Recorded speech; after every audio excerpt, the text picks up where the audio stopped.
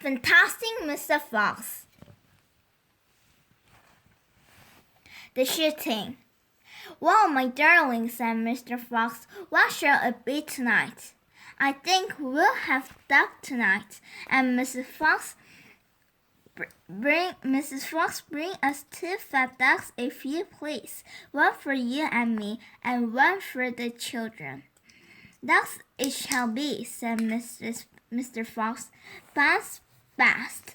"Now do be careful," said Mrs. Fox. "My darling," said Mr. Fox, "I can smell those guns a mile away. I can even smell one from the other. Bogus gives off a filthy stink of rotten chicken skins.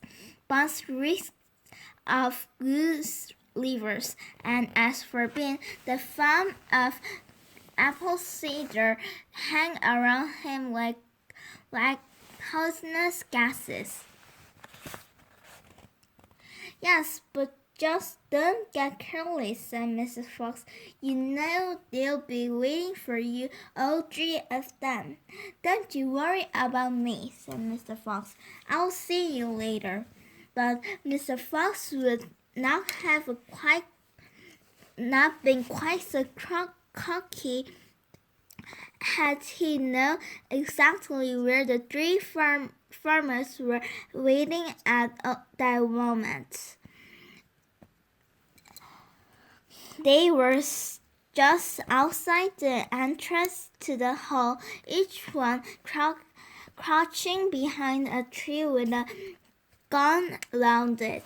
And what is more, they had chosen their positions very carefully, making sure that the wind was not blowing from them towards the fox's hole. In fact, it was blowing in the opposite direction. There was no chance of them being smelled out. Mr. Fox crept out the dark tunnel to the mouth of his hole. He poked his long, handsome face out into the night air and sniffed once. He moved an inch or 2 forward and stopped. He sniffed again. He was always especially careful when coming out from his hole. He inched forward a little more.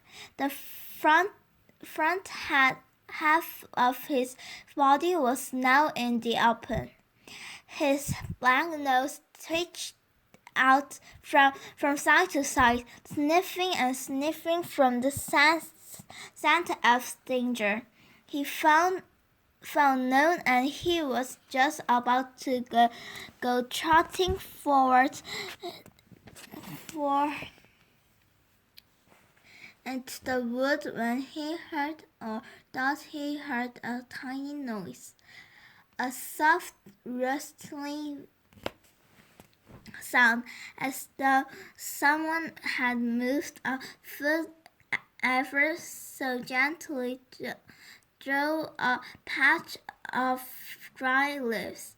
Mr. Fox planted his body against the ground and lay very still. His ears pricked. He waited a long time, but he heard nothing more. It must have been a field mouse, he told himself, or some other small animal. He crept a little further out of the hole, then further still. He was almost right out in the open now. He took a last careful look around. The wood was murky and very still. Somewhere in the sky the moon was shining. Just then, his sharp night eyes caught a glint of something bright behind a tree not far away.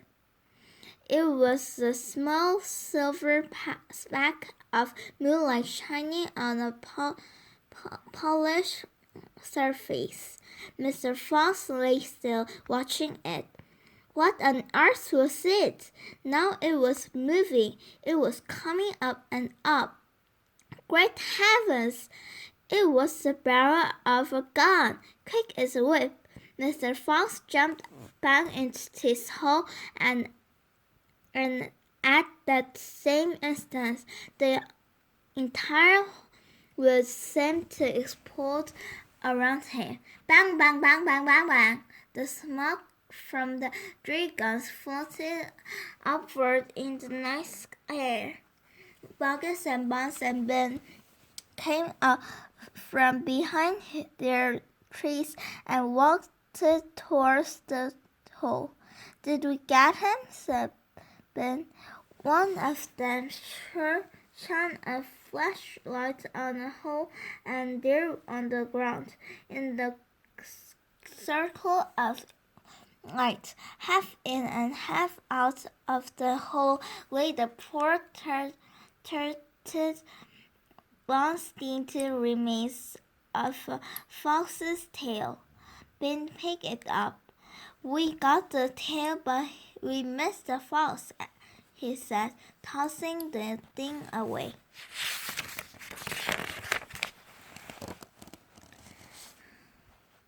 Dang and blast, said Buggles. We shot too late. We should have let fly the moment he poked his head out.